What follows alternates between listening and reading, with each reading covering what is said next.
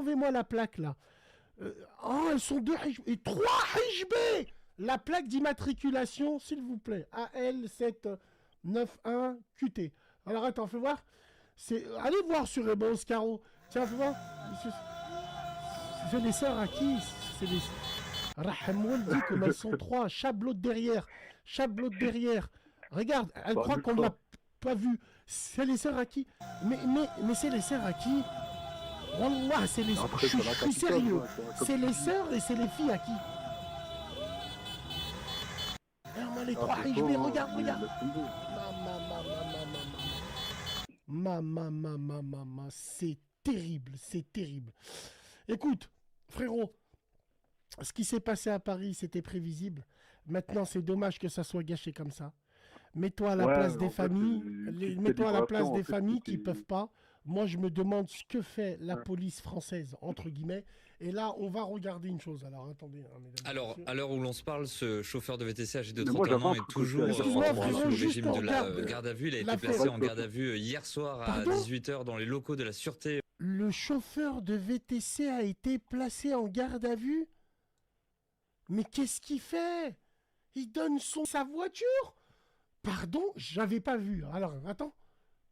Ce chauffeur de VTC âgé de 31 ans est toujours entendu sous le régime de la garde à vue. Il a été placé en garde à vue hier soir à 18h dans les locaux de la Sûreté territoriale de Paris. On va rappeler qu'il avait abandonné sa voiture avant qu'elle ne soit incendiée et entièrement détruite par plusieurs dizaines de personnes.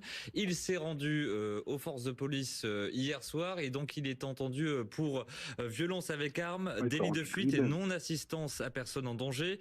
Selon le parquet de Paris, violence avec arme, non-assistance à personne en danger. Allah, non. Alors attends, frérot. Tout ce que les gens lui ont fait, on lui reproche à lui parce qu'il a voulu défendre son véhicule. Ouais, c'est lui qui prend sur le dos. On finit. Oui, la voiture c'est considéré comme une arme, bien sûr, ça on le sait. Donc, joint par BFM TV, les premières exploitations des images de vidéosurveillance ont permis de constater que le véhicule conduit par le mis en cause était entouré d'un grand nombre de personnes au moment des faits, avant que ce dernier ne donne donc un coup d'accélérateur. Les raisons n'en sont pas encore déterminées. Voilà ce que précise le parquet.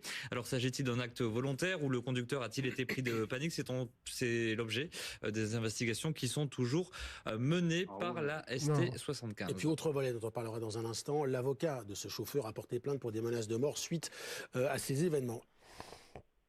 C'est dégueulasse. Wallah, on est devenus des dégueulasses.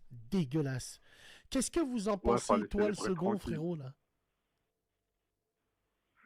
Moi, franchement, je t'ai dit, c'est tout ce qui est cassage, tout ça, je suis vraiment contre.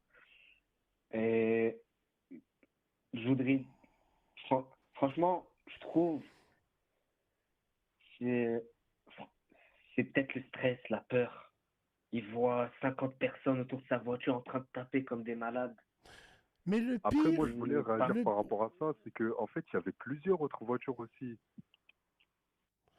Alors, les autres, ils n'ont pas, ils ont pas eu le même stress. Alors, ok, d'accord. Il y a eu plusieurs voitures qui sont passées. Apparemment, il n'y a pas eu ce truc-là. Ok. Moi, j'ai une théorie. Est-ce que déjà le VTC, c'est un cousin, oui ou non?